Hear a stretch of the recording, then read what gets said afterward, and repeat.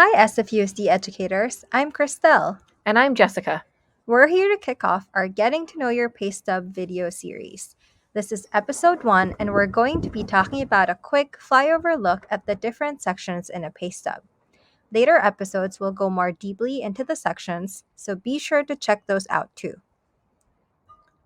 All right, let's get started. The very top row of your pay stub shows your employee group and employee subgroup.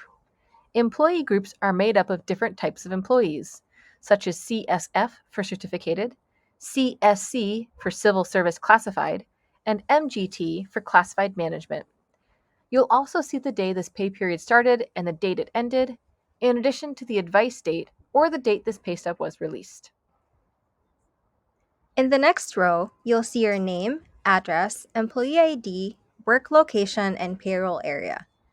Payroll area is a code that payroll uses to distinguish at a glance between biweekly, U1, and monthly, U0 pay schedules.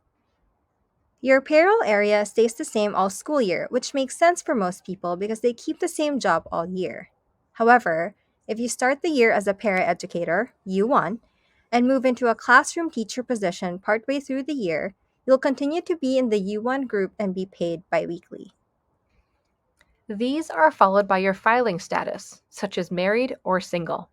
You can change your filing status by filling out a new W-4 on Empower SF. It's important to know that by law, SFUSD cannot give tax, W-4, or filing status advice. We can help you navigate Empower SF to get to the form, but we can't tell you how much to withhold or give other advice on how to fill out the W-4. We recommend contacting a tax professional if you have questions about your taxes. Free financial and tax guidance is available through SFUSD's Employee Assistance Program. Visit sfusd.edu/EAP.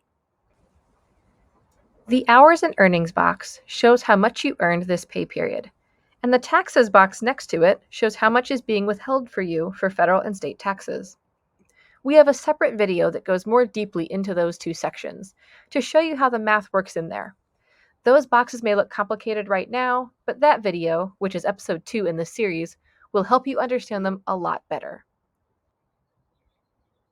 The next row shows deductions being taken out of your pay, and it lists your employer-paid benefits.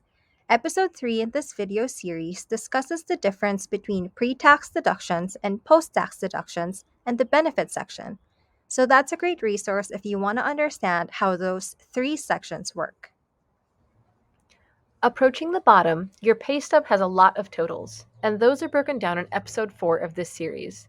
We do some math and show you where those numbers come from and how they work together.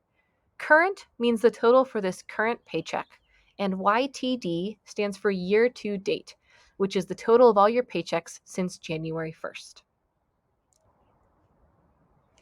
And at the very bottom, your pay stub shows most of your leave balances, which is how many hours you have left in that particular bank.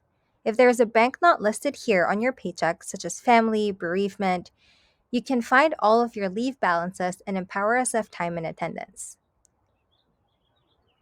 You'll also see a box called Annualized Status, which is an outline of some different amounts related to your contract.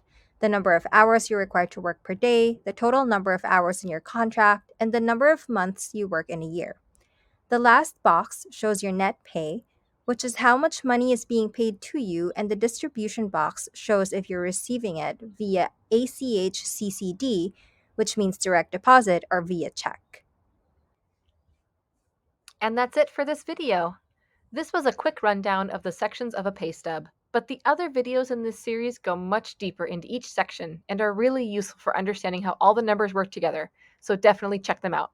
To learn more about your pay stub or to watch the other videos in this series, go to sfusd.edu/employees/paystub.